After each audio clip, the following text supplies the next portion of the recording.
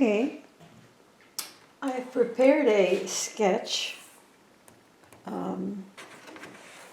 of a woodland scene with a couple of birch trees that will be here and some darker trees that will be here and a stream. And I've transferred that sketch onto this paper and put some, let's see if we can zoom in a little bit. Yeah.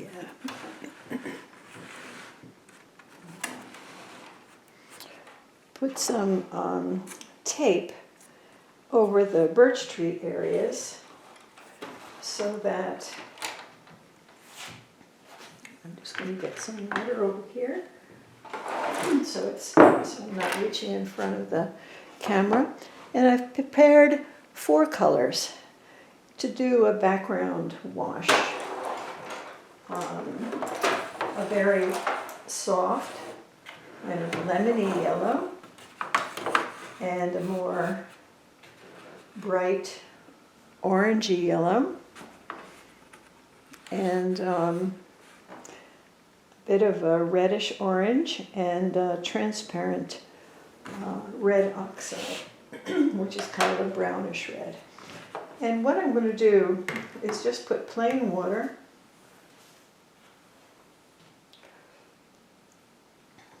I'm going to want to be keeping a lot of this stream very light so that I can build in some stream reflections of the sunlight. And I'm going to be building in a sky that is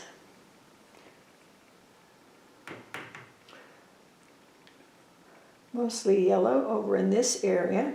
And then as it comes over to the area of the birch tree, it's going to get more orangey.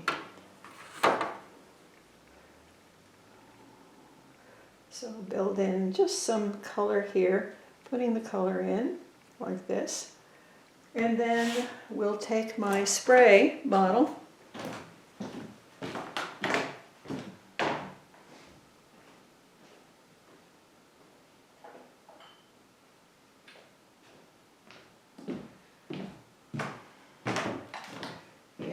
taken my spray over to do some training with my puppies who were jumping up on me. I'll take my spray bottle and just spray some of that color downward.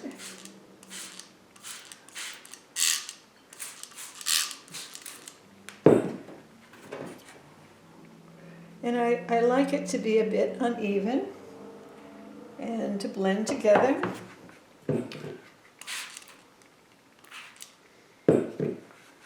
So this is the start of the wash.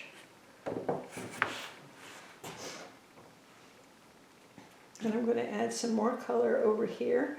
I'm going to want the color to be fairly dark on this side. And the stream is going this way in the center, so I don't want much color in there.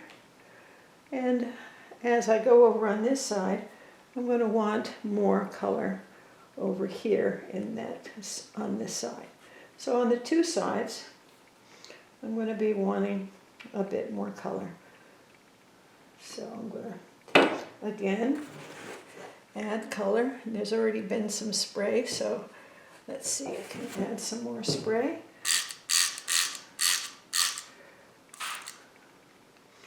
And I'm going to move color away from that stream a bit. I don't want it too bright there. And up here in the center of the sky, I'm going to move it away there.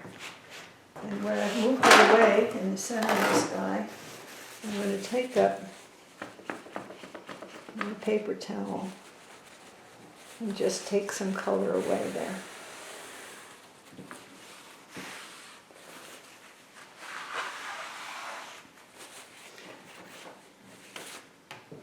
And then I'll take my spray gun and hold it back quite a bit and create a very light mist.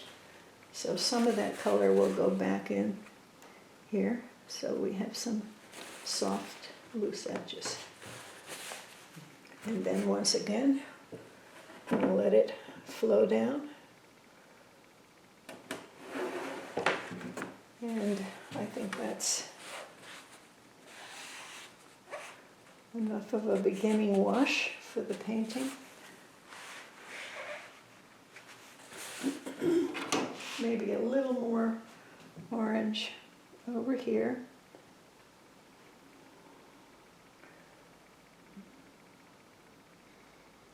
And a little more over here. Maybe a little bit of the transparent red oxide over here.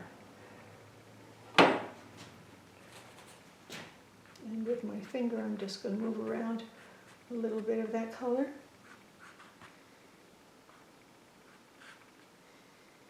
Soften any edges.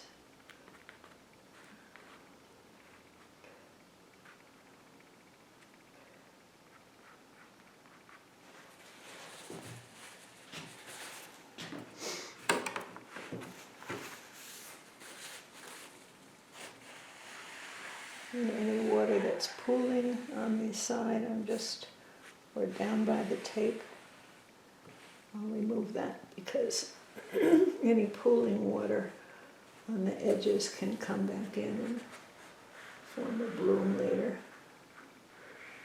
So I'll just remove that from the edges. And anything that's on the board here that's too wet, remove that too, so it doesn't come back into the painting. There. So there's some paint on the top of the tape that I placed down to protect the white of the birch tree. I'll take a little bit of this pooled water away. I don't want a perfectly even background. I want it a bit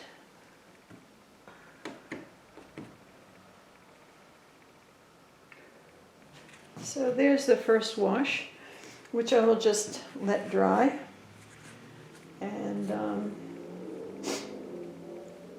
then after it's completely dry, we'll remove the tape and see if we can get a look at it a little bit better. A little bit better, maybe. A little look at it. So the roots of the tree are coming down here. Okay.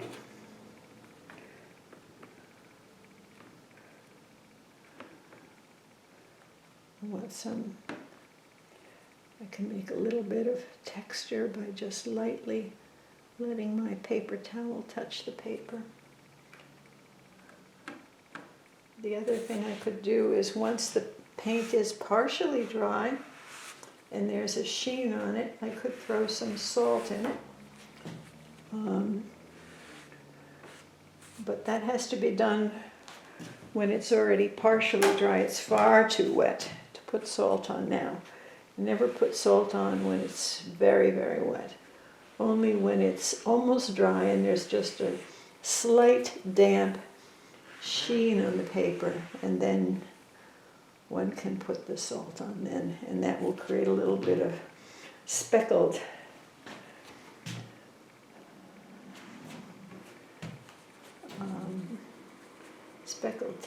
texture. I'm just going to take a little bit out of the stream. This is the stream here. I'm going to leave some, but I want some of that color. I don't want too much color in the stream. Just a little bit. Just a little bit to indicate that there is. I'm going to take a little bit of color and drop it into the stream here in the center. And then blend it. So I have a little bit down here, but I don't want too much. Just enough to indicate the sky coming down and blending into the stream. Soften any marks and edges there.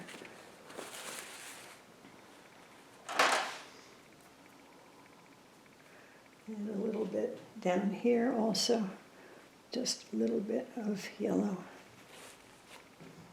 to soften in there, in the stream. Not too much, just a touch. Need to take a little bit of that mark out of there. Yeah, so the stream is winding down. The birch trees are protected to be completely white. And when this is all dry, I will remove the tape that I've put. And the tape is, it's not Scotch masking tape, and it is not any kind of tape that will pull up the paper and destroy the surface of the paper. It is artist tape. The other tape that you can use is drafting tape. But the artist tape is archival, which means that the glue of the tape is archival, and it will not leave any residue on the paper that could later on yellow the paper or cause any damage to the paper as it deteriorates. So we try to use, if you're doing a serious painting, you want to last for hundreds of years, archival tape is important. And all materials used on the paper should be archival, meaning that they will allow the painting to last forever. And really, watercolors have been found to last hundreds of years, many hundreds of years, in fact. So, with professional grade paints and professional grade paper, which this is, then and archival tapes that will not yellow the paper, then it'll last a very long time. Thank you. I hope you enjoyed it.